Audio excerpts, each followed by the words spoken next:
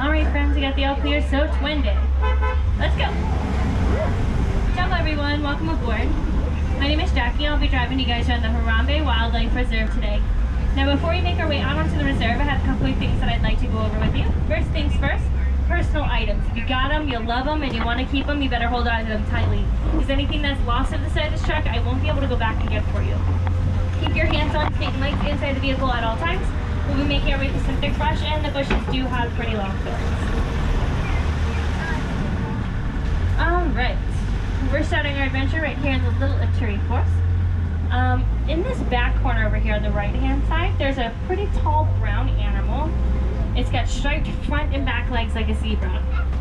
The animal is called an okapi, and they're the only known relative of the giraffe. They have very similar head shapes to the giraffe, but weren't discovered by the Western world till 1901 because of how shy they are. All the time before that, Westerners legitimately thought okapis were just mythological creatures that local Africans made up. So you can imagine how surprised they were when they discovered the okapi for themselves. Now I think it's a good idea to check around watering holes. They tend to be social gathering points. Let's see if anybody's hanging around this one.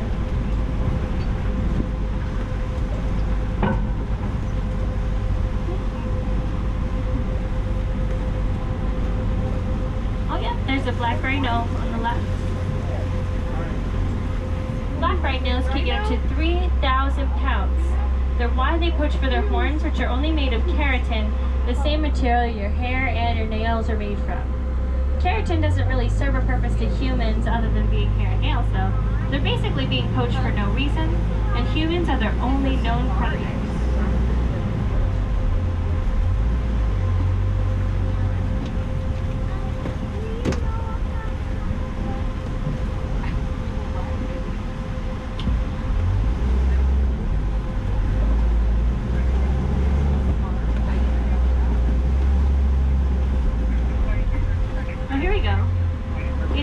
On the left. Bongos are nicknamed the ghosts of the forest because they have a tendency to hide way back in thick underbrush. Both the male and the female bongos do have horns in their heads. They curve back, which will allow them to get through the underbrush a little bit faster, especially if they're being chased by predators. Alright. We are pretty lucky at the animals so far. Let's continue on out towards the Safi River, see if we can find some pictures.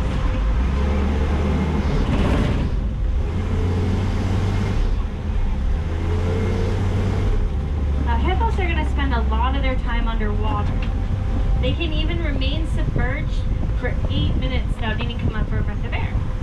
The funny thing is they don't know how to swim because they're too heavy. They just tiptoe along the bottom of the river and will walk their ways up to the sides whenever they're hungry.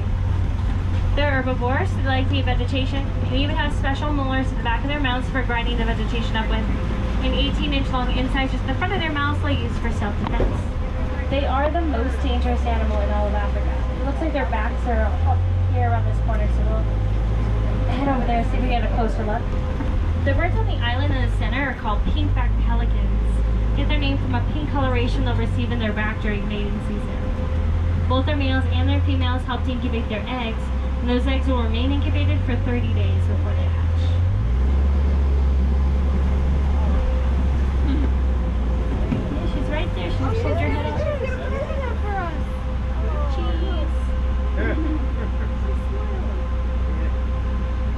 Oh, she wiggled her ears.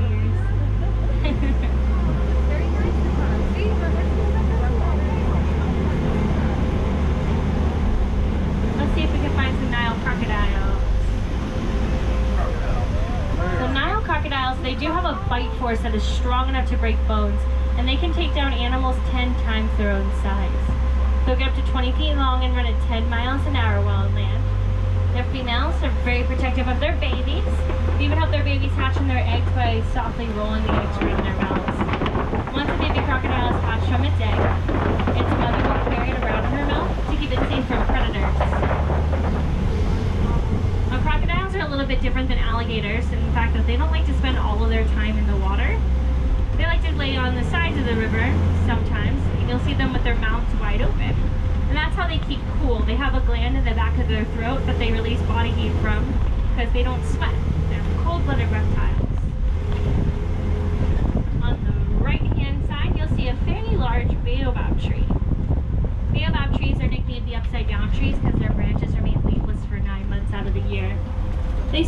massive amounts of water in their trunks, and they've been growing out here in Harambe for about 3,000 years, so we'll see a lot more of them as we make our way through the Serengeti backside.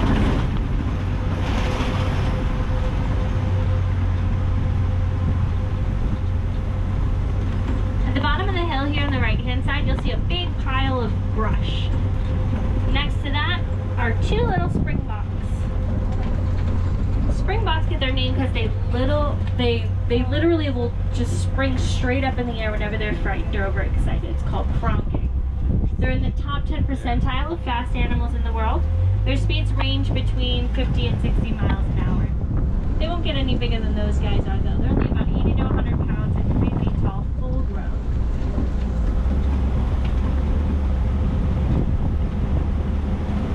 Let's take a peek around the corner, see if anybody's hanging around the cave today.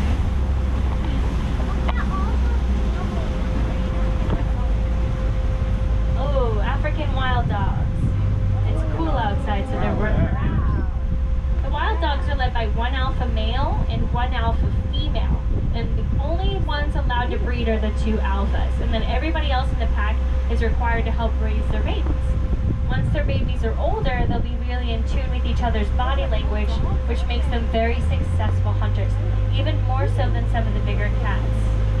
Their favorite way of hunting is by chasing around their prey until their prey is too tired to continue running and drops to the ground from exhaustion. And because of this, they cannot be domesticated. They're super dangerous. They're still cute though. So cute. I think that's how they get you.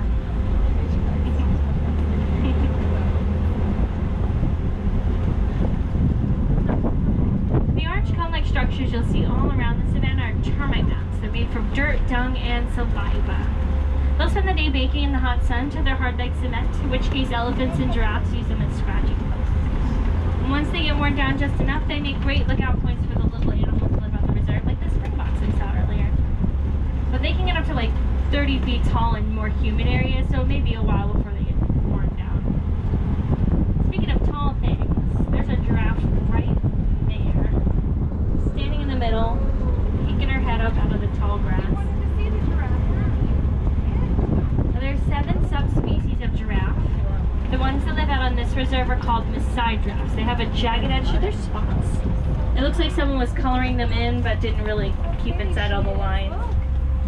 Their males will get up to 20 feet tall and their babies are born at 6 feet, tall enough to look a grown man right in the eye from birth. They do only have 7 vertebrae in their neck, which is the exact same amount that a person has, only their vertebrae are connected by a ball and a joint, a lot like how your shoulder is connected to your arm, which gives their necks that added flexibility. Some Nkoli cattle over here. They have very impressive horns. They get up to 5 or 6 feet long. Those horns are semi-hollow on the inside. They're filled up with a honeycomb-like structure of blood vessels, which allows blood to flow through their horns and can drastically reduce their body temperature.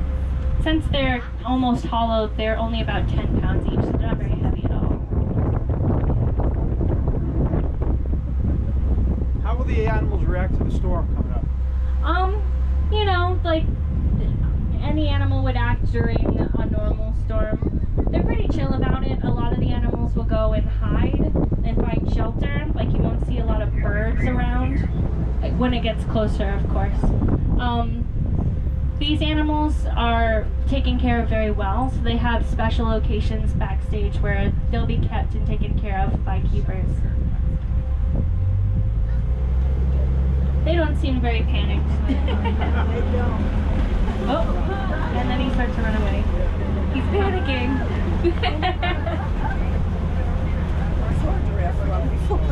Yeah, I love when giraffes run. Yes, they're so tall that they can run up to like 40 miles an hour, I believe. But between 35 and 40 miles an hour, their top speeds. They have very powerful kicks too. They can kick a lion like 25 feet. You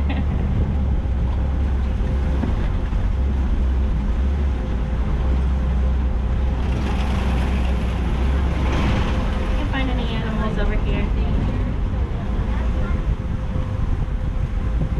Might find some mandrills in the trees. They're the largest species of monkey in the world. Famous for their brightly colored red and blue faces and pastel colored backsides. A lot of people mistake them for baboons, but baboons aren't really as colorful as mandrills are. Oh, there's a mama. She's got a baby right there. See the baby? She's so cute. Oh. She has 2 kids, and they're both really extra. I love it. Oh, there's the other one. Oh, there's the other one. One of her kids is adopted. The other one she gave birth to herself. But she's such a sweet girl. I love the mandrills. There's a bull elephant back here on the right. The male elephants break off from their herd with their mothers at around the age of 13 to 15, and then will either hang out solo or join a bachelor herd, but they only really end up back with the females during mating season. We should be able to find some female and juvenile elephants close by.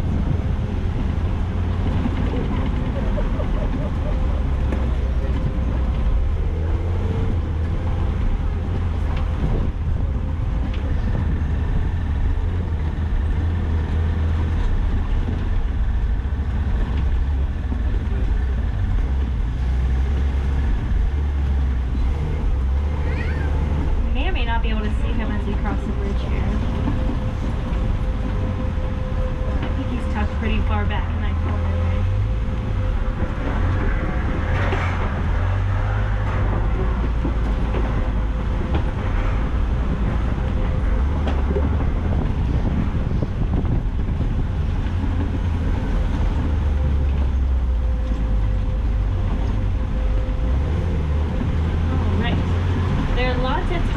And footprints here in the clay, which is a good sign of elephant activity.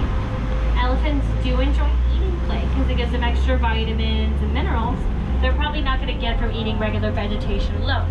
They will eat up to 300 pounds of vegetation every day. Their favorite foods include grass, roots, and small trees.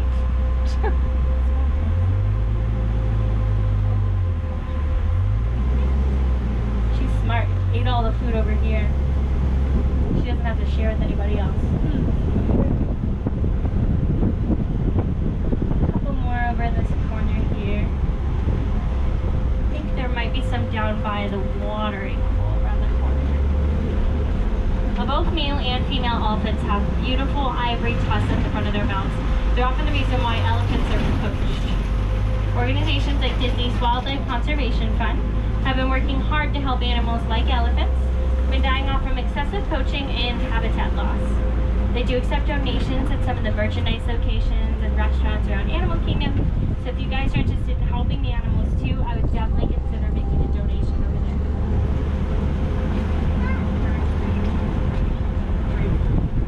There's one right close to the water down here.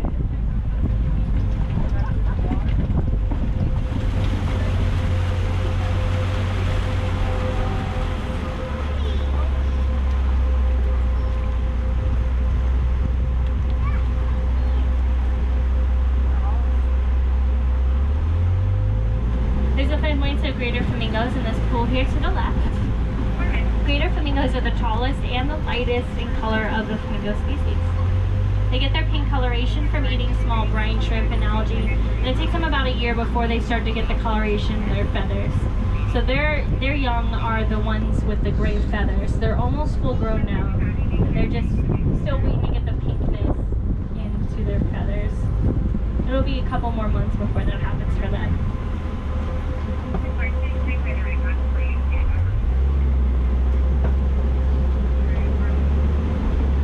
Alright, we're crossing over into the east part of this meadow. There's a mud ball over here that's normally pretty popular with the animals.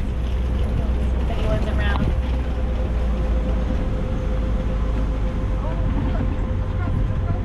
Oh yeah, that's a white rhino. White rhinos get up to 5,000 pounds and they have a charging speed of 35 miles an hour. This one's a male.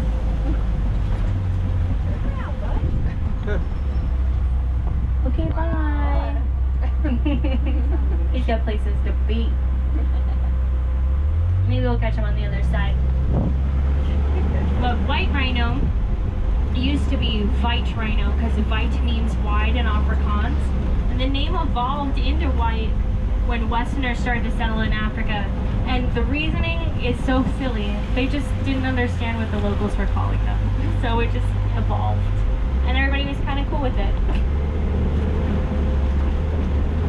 We're gonna head over to the Kopi Rocks now to see if we can find some lions. Ooh. Yeah.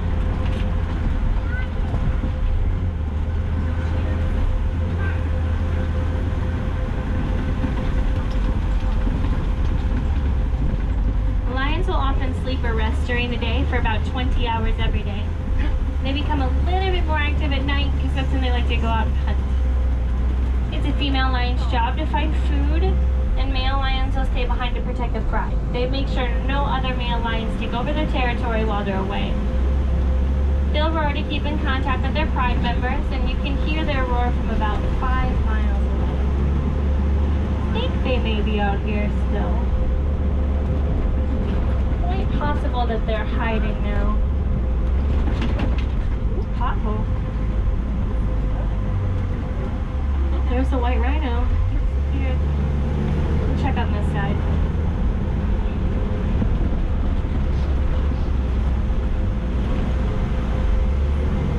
Nope, I don't see any more lions. Alright, I think they're going to be in for the rest of the night here. But you want to see something cool? That whole rock is shaped just like Donald Duck's head. Can you see it? It's a hidden Donald. See if there are warthogs around. The warthog is related to the domestic pig. They have razor-sharp tusks in the front of their mouths. They use their tusks as tools for self-defense. Yeah, they got little piglets. I think they're ready to go and hide now, too. That's a cute picture, though. Okay, bye. I miss you already. They're so sweet.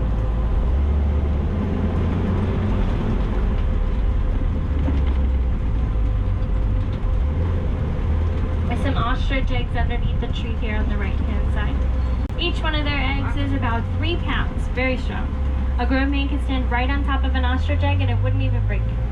The females usually will lay their eggs in communal clutches so they can take care of the eggs together. Little brown animal here on the right is called a water buck. The water buck can't migrate very far from water. They do drink a lot for such a small antelope, hence the name. And they even have an oily secretion that comes from their fur that keeps them waterproof. And the smell will attract other water bucks to the area. I think they're a pretty cool animal just because they're smart. They know how to evade predators. If they find any large body of water like a river and they're being chased by like a lion, all they have to do is cross the river and they'll be perfectly fine. The lion would never cross after them. Alright, Megani Glen is our last stop on the adventure through the Harambe Wildlife Reserve today. Take a look around and then we're going to make our way back up towards the Warden's Post.